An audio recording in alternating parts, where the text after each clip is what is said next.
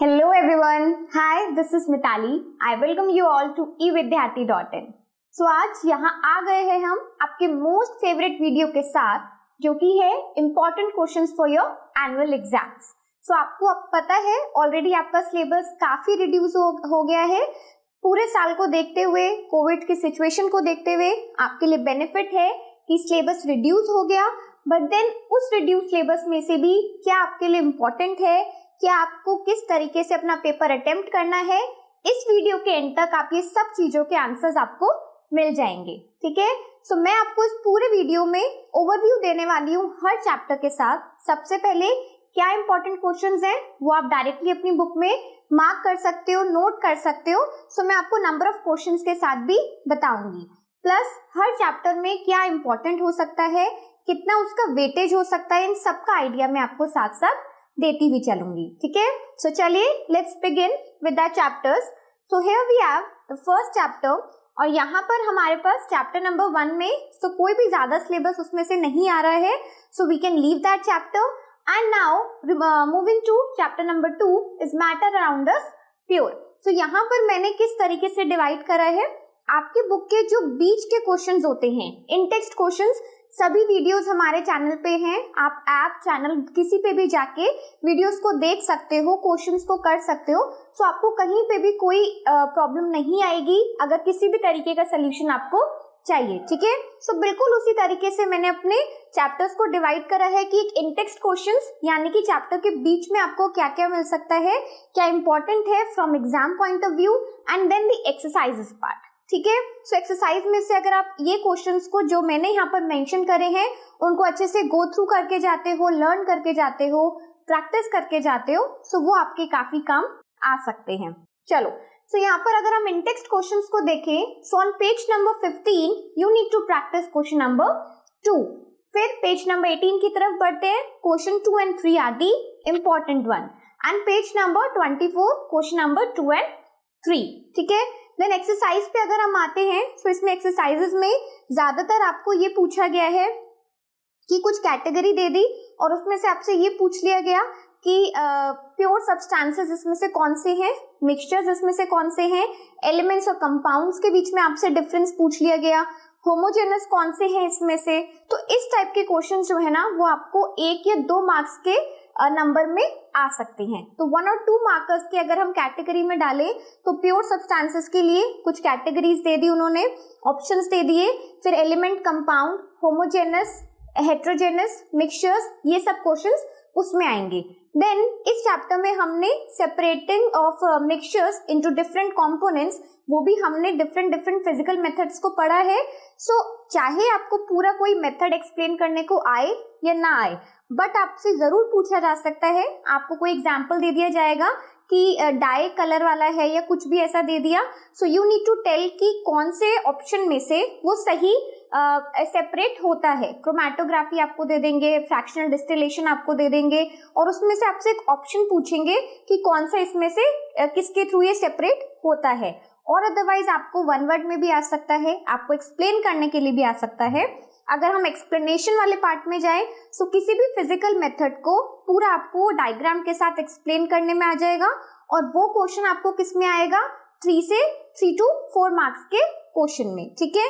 सो इसलिए हमें क्या ध्यान रखना है इसमें, सबसे पहले हमें डिफरेंस बिल्कुल पता होना चाहिए. प्योर, एलिमेंट, कंपाउंड, मिक्सचर्स, हर एक के बीच का हमें बेसिक डिफरेंस अच्छे से मालूम होना चाहिए. बाद में separating the components of a mixtures into different physical methods, उनका भी हमें आइडिया होना चाहिए. सभी मेथड्स को अच्छे से पढ़ के जाएंगे, गो थ्रू होके जाएंगे, किस मेथड में किसकी एप्लीकेशन है, कौन सा प्रोसेस उसमें होता है, किस तरीके से होता है, ये सब का आइडिया आपको होना चाहिए. सो इस टाइप के क्वेश्चंस में आपको लेस मार्क्स में भी पूछा जा सकता है.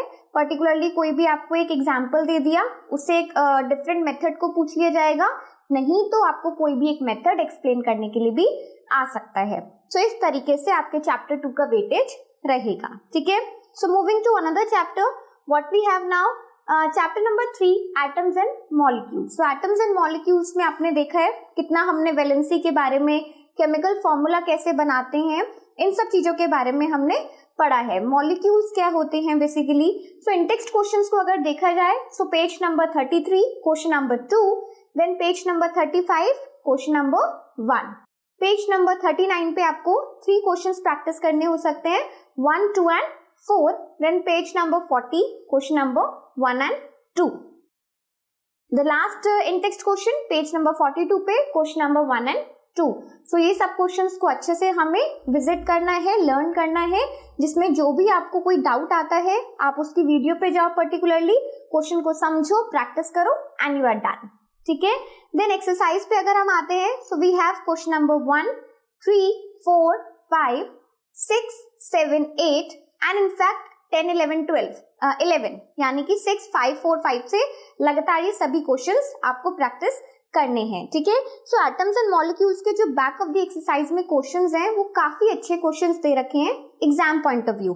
सो उसको अच्छे से प्रैक्टिस करो, बहुत अच्छे से आपको लर्न होना चाहिए, आपको मेथड पता होना चाहिए, सो दैट थोड़ा सा भी अगर कहीं पे भी किसी का केमिकल फॉर्मूला ट्रांसफॉर्म कर दिया, किसी की वैलेंसी आपको पूछ ली, तो इसका आइडिया आपको होना चाहिए। और अभी एग्जाम से पहले मैं आपको रिकमेंड करूंगी एटलीस्ट 20 एलिमेंट्स का आपको जो उसकी वैलेंसी पता होनी चाहिए, एटॉमिक नंबर आपको जो उसका एक जनरल पीरियोडिक वे है वो आपको पता होना चाहिए। That will help you in solving the questions from this chapter. ठीक है, चलिए सो आगे बढ़ते हैं। अब इसके बाद जो हमारा चैप्टर है वो भी इसी से पूरा रिलेटेड है, हमने प्रैक्टिस भी किया है उसे, structure of the atom.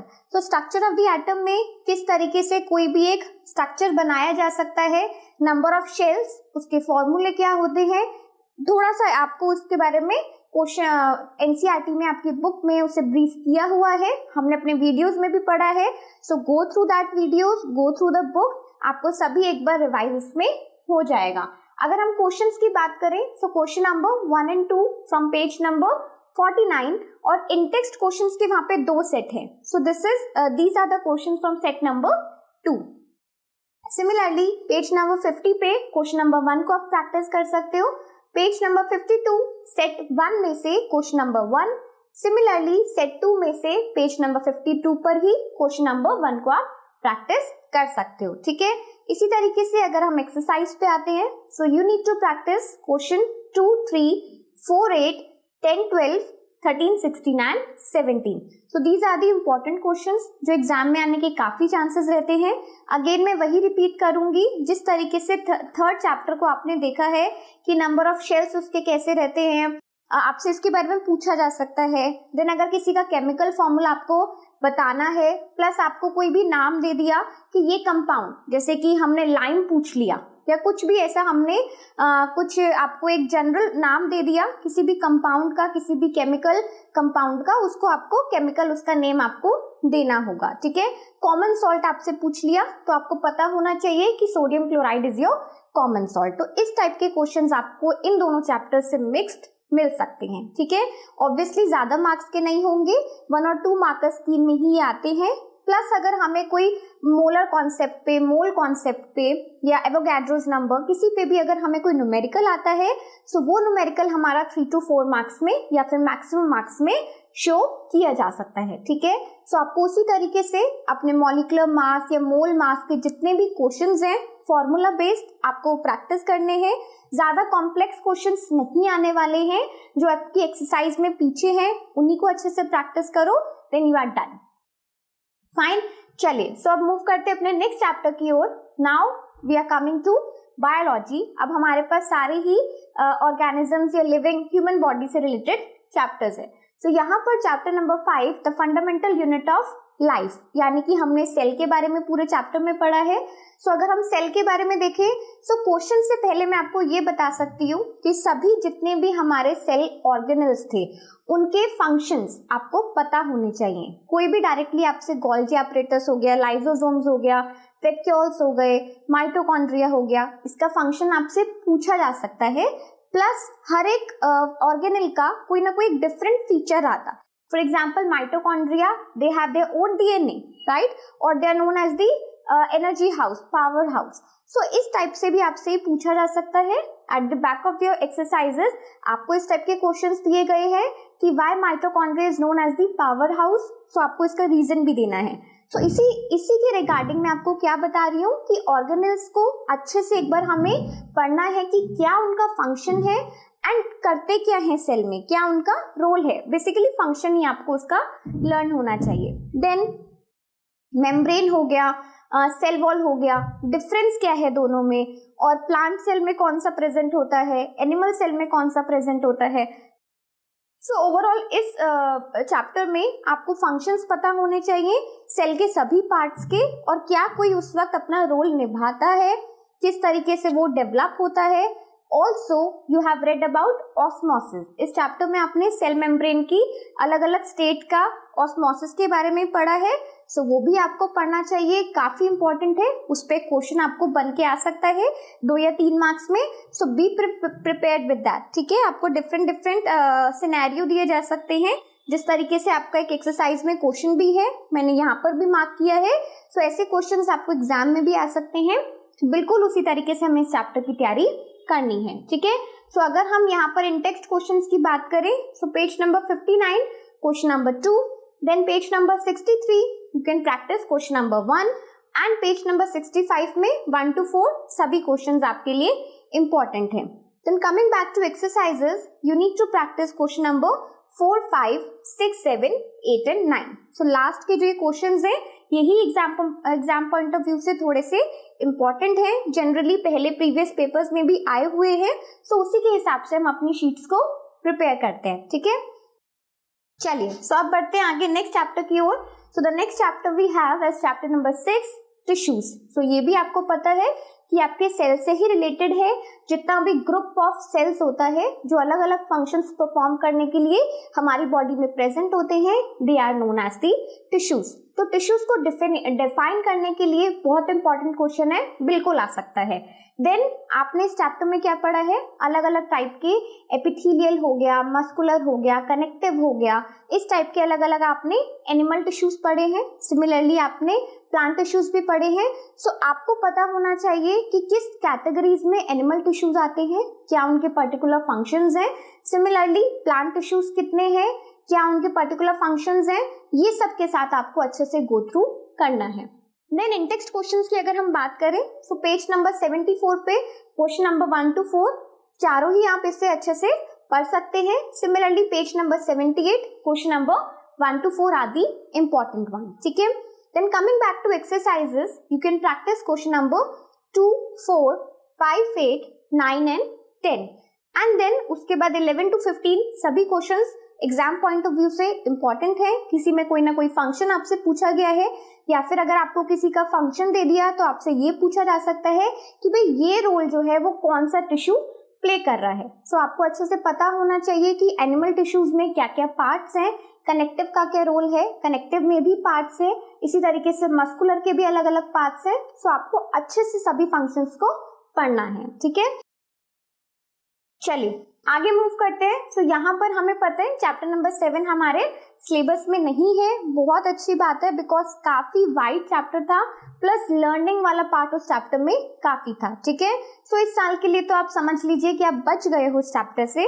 But now we are coming to physics part. तो फिजिक्स में हमें क्या हमने पढ़ा है, we have learned about motion, force, gravitation, work energy, ये सभी चैप्टर्स आ रहे हैं हमारे सिलेबस में।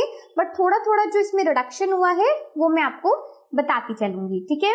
चलिए सो मोशन में आपके अगर हम इन टेक्स्ट क्वेश्चंस को देखें, सो पेज नंबर 100 पे question number 2, then page number 102 you need to practice question 3, 4 and 5। इसी तरीके से पेज नंबर 103 को अगर हम देखते हैं, so question number 2 and 3, page number 107 question 2 and 3, and page number 109 question number 1 to 5। सभी क्वेश्चंस 1 से 5 तक आपको प्रैक्टिस करने चाहिए, पढ़ने चाहिए। काफी क्लैरिटी आपको मोशन के न्यूमेरिकल्स, मोशन के फॉर्मूलेस पे आपको मिलेगा, किस किस तरीके से हमने uniform motion, non uniform motion को डिस्क्राइब किया है, ये आपको पता होना चाहिए। दोनों के बीच का डिफरेंस आपको पता होना चाहिए। डिस्प्लेसमेंट का कॉन्सेप्ट कब यूज होता है, वेलोसिटी का कॉन्सेप्ट कब यूज होता है, डिस्टेंस और डिस्प्लेसमेंट में क्या डिफरेंस है, हालांकि ये शायद ना आए आपके एग्जाम्स में, बट अगर आप इस क्वेश्चंस को करेंगे, आप इसके चैप्टर्स के अगर न्यूमेरिकल्स को करेंगे तो उसमें आपसे डिस्प्लेसमेंट और डिस्टेंस वाले क्वेश्चंस काफी पूछे गए हैं, जहां पर आपको एक सिचुएशन में डिस्टेंस भी निकालना है, डिस्प्लेसमेंट भी। तो अगर आपको उन दोनों के बीच का डिफरेंस नहीं पता होगा तो आपके लिए थोड़ा सा वो चैलेंजिंग हो सकता है, ठीक है। इसलिए मैं आपको बोल रही हूँ डिस्टेंस डिस्प्लेसमेंट का डिफरेंस आपको पता होना चाहिए। वेलोसिटी स्पीड में क्या डिफरेंस रहता है, स्पीड हमें सिर्फ एक मैग्नीट्यूड बताती है, बट वेलोसिटी हमें साथ साथ डायरेक्शन भी बताती है। सो इस टाइप के डिफरेंसेस आपको अच्छे से पता होने चाहिए। देन आपने इसमें डिफरेंट लॉ ऑफ मोशन की इक्वेशंस पढ़ी हैं, उसके रिगार्डिंग जितने भी फॉर्मूलेज हैं, जितने भी न्यूमेरिकल्स हैं, वो सब आपको इसमें आ सकते हैं। प्लस कोई भी एक इक्वेशन आपको प्रूव करने के लिए आ सकती है, डेरिवेशन के लिए आ सकती है। ग्राफिकल मेथड ज्यादा इंपॉर्टेंट है नॉन ग्राफिकल की टर्म्स में, ठीक है। सो इसलिए आई वुड रिकमेंड कि आप तीनों इक्वेशंस को एक एक बार अच्छे से ग्राफिकल मेथड के थ्रू, नॉन ग्राफिकल के थ्रू भी, बट ग्राफिकल को ज्यादा प्रेफरेंस देनी है और उसको जरूर प्रैक्टिस करके जाइएगा। बहुत फ्री के मार्क्स हैं, आपने थोड़ा सा अपना डेरिवेशन शो करना है, एक डायग्राम बनाना है, बेसिकली ग्राफ बनाना है। हमने अपने वीडियोस में सब कुछ पढ़ा है, सो आप फिर से विजिट करो, देखो, प्रैक्टिस करो, आपको सब कुछ याद आ जाएगा, ठीक है। सो वहां पर एक आपको ग्राफ बनाना है, आपको थोड़ा सा डेरिवेशन करना है और आपके 3 मार्क्स इसमें पक्के हैं। सो इसी तरीके से इस चैप्टर को आपको प्रिपेयर करना है। ऑल्सो इसमें जितने भी आपके एक्सरसाइजेज हैं, एक्सरसाइजेज में मोस्टली न्यूमेरिकल्स है, अलग अलग कॉन्सेप्ट पे, कोई यूनिफॉर्म मोशन पे है, कोई डिफरेंट आपके जितने भी लॉ अपने इक्वेशंस पढ़ी हैं अपने मोशन की, उस पे बेस्ड हैं। तो सभी क्वेश्चंस को अच्छे से एक बार गो थ्रू करेंगे, प्रैक्टिस करेंगे। कोई भी आपको डाउट आता है तो आप हमसे कमेंट सेक्शन में भी पूछ सकते हो और आप वीडियोस तो इजीली देख ही सकते हो, ठीक है। सो वहां पर विजिट करो, वापस प्रैक्टिस करो और कोई डाउट आता है तो कमेंट सेक्शन में हमें जरूर बताओ। So now moving to the next chapter, we have force and laws of motion. So यहाँ पर भी हमें अलग अलग न्यूटन के जितने भी लॉ थे, तीनों का स्टेटमेंट बहुत इंपॉर्टेंट है, ठीक है। सेकंड वाले में सेकंड लॉ जो हमने इसमें पढ़ा है, उसमें किस तरीके से हम मोमेंटम और फोर्स को आपस में रिलेट करते हैं, शो करते हैं उसका relation. Second law of motion से फर्स्ट मोशन किस तरीके से निकाला जाता है, that is also very important from exam point of view. So ये आपसे पूछा जा सकता है। तीनों ही लॉस के स्टेटमेंट आपको अच्छे से याद होने चाहिए, बिल्कुल आपके फिंगर टिप्स पे होने चाहिए। कोई भी आपसे पूछे तो उसका स्टेटमेंट 2 या 3 मार्क्स में आपसे पूछा जा सकता है और आप उसे डायरेक्टली लिख के अपने मार्क्स को गेन कर सकते हो, ठीक है। अब अगर हम इंटेक्स्ट क्वेश्चंस की बात करते हैं तो यहाँ पर पेज नंबर 118 में question 1, 3 and 4 and page 1 to 6 पे क्वेश्चन 1, 2, 3 एंड 4 आपको प्रैक्टिस करना है। इसी तरीके से अगर हम force and law of motion की एक्सरसाइजेस को देखें तो यहाँ पर आपके पास काफी सारे क्वेश्चंस हैं, क्योंकि इसमें बहुत सारे न्यूमेरिकल क्वेश्चंस भी भरे हुए हैं, प्लस जितना भी कॉन्सेप्शनल पार्ट है, कोई सिचुएशन देके आपसे ये पूछा जा सकता है कि इसमें कौन सा लॉ आपका अप्लाई होता है और व्हाई, ऐसा क्यों अप्लाई हो रहा है। सो इस टाइप के क्वेश्चंस भी पूछे जा सकते हैं, तभी आपको प्रैक्टिस करने हैं 2, 3, 5, 6 एंड 7। इसी तरीके से 8, 10, 11, 13 एंड 14 to 14, 15, 16 एंड 18। सो मैंने बिल्कुल अच्छे से आपके क्वेश्चंस को ध्यान में रखते हुए, आपके प्रीवियस क्वेश्चंस को देखते हुए कि एग्जाम्स में पहले क्या आया है, उसी को देखते हुए आपके क्वेश्चंस को मैंने सेट किया है। फाइन, चलिए। सो आपको ये काफी हेल्प होगी अगर इस तरीके से अपने चैप्टर को आप प्रिपेयर करोगे तो। अब आगे बढ़ते हैं। सो हमारे पास नेक्स्ट चैप्टर आता है, चैप्टर नंबर 10, ग्रेविटेशन। सो ग्रेविटेशन में सबसे अच्छी बात यह है कि जितना भी आपका प्रेशर एंड फ्लूइड्स वाला पार्ट था, बॉयंसी हो गया, आर्किमिडीज प्रिंसिपल हो गया, रिलेटिव डेंसिटी का पार्ट हो गया, थ्रस्ट एंड प्रेशर हो गया, वो सब आपके सिलेबस में से रिड्यूस हो चुका है, ठीक है। सो हमें काफी कम पार्ट है इसमें ग्रेविटेशन में जो हमें तैयार करना है। सबसे इंपॉर्टेंट आपको पता होना चाहिए what is the universal law of gravitation. Universal law of gravitation आपसे स्टेट करने के लिए बोला जा सकता है, छोटा सा उसका एक डेरिवेशन है, किसके वो प्रोपोर्शनल रहता है वो आपसे पूछा जा सकता है। जो भी उसका एक फॉर्मूले का रिलेशन है उसके साथ आप प्रिपेयर होगे। साथ ही साथ आपसे लॉ ऑफ ग्रेविटेशन की एप्लीकेशन भी पूछी जा सकती है, ज्यादा मार्क्स में नहीं आएगी, 1 या 2 मार्क्स में ही आएगी, कि लॉ ऑफ ग्रेविटेशन कहाँ कहाँ पे अप्लाई होता है, उसके प्रिंसिपल्स क्या हैं। सो वो हमें बिल्कुल ऐसी तरीके से हमने अपने वीडियोस में पढ़ा है, आपकी बुक में भी गिवन है। सो आप जहां से चाहोगे आप उसे वहां से तैयार कर सकते हो।